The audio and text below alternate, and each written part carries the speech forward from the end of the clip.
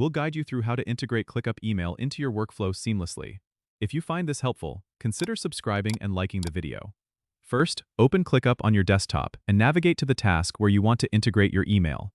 Once you're in the task view, look for the email icon in the Task Options panel on the right side. Click on it to open the email integration window.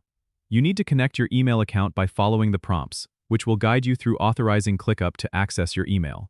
Once your email account is connected, you can start sending and receiving emails directly from the task. To send an email, click the Send Email button, and a new email draft will open.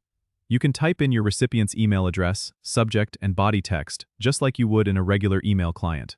Attach any necessary files from your computer or directly from ClickUp. If you receive a reply, it will show up in the task's email thread, keeping everything organized in one place.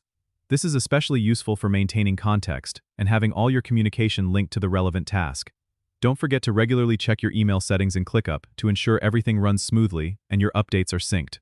Integrating email with ClickUp not only streamlines your workflow but also enhances team collaboration by keeping all related communications and tasks together.